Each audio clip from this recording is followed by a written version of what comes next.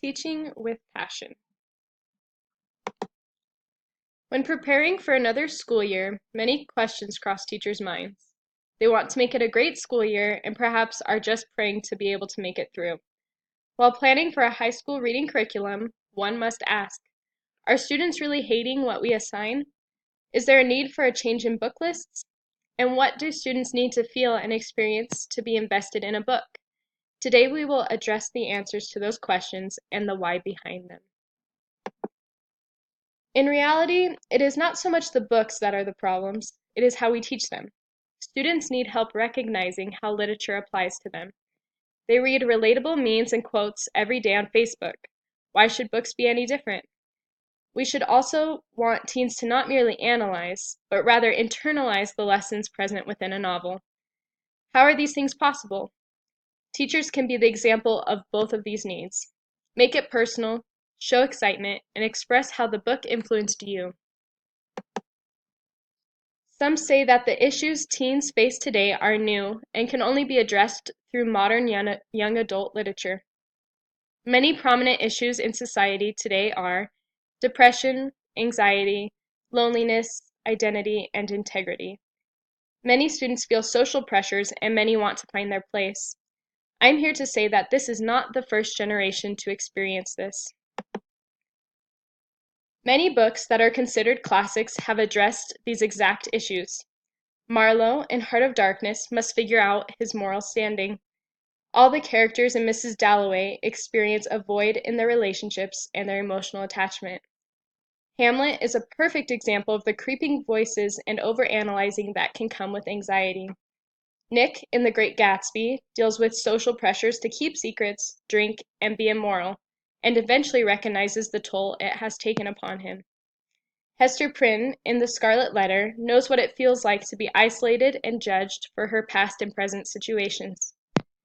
If these are the issues present in these novels, why do young adults slug through them and dislike them so? Is it merely because reading is not their thing? I believe that everyone can fall in love with a book if it is presented in the right way. Teachers can make a difference by allowing for group work with some guidance.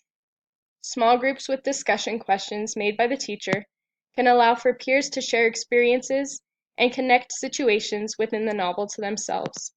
The teacher can also share their own examples of how the book connected to them. The book becomes more than pages with ink, but rather people who have feelings much like our own. I was able to do a survey with a variety of family members and friends, all with different professions and areas of study.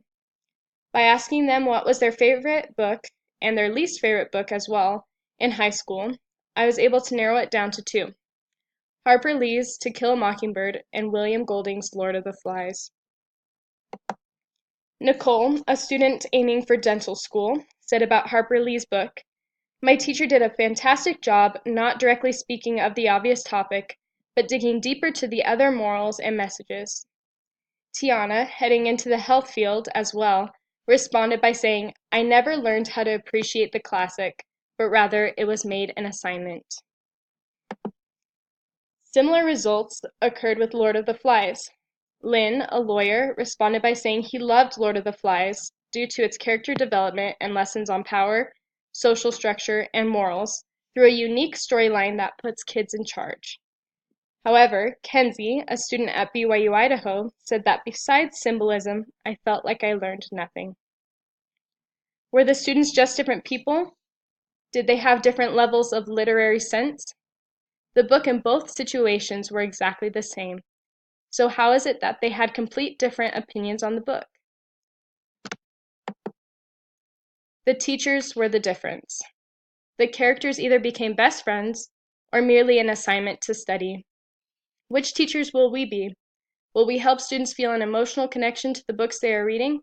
Will we change their lives? Nancy Schnog, an English teacher, experienced a change in curriculum in her school district. The Catcher in the Rye was deemed as not analytical enough for high school students. It was then moved to a 7th grade level of reading.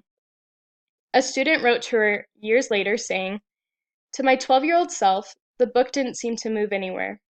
I didn't understand why Holden couldn't just try a little harder at school. By 10th grade, I had been drunk for the first time.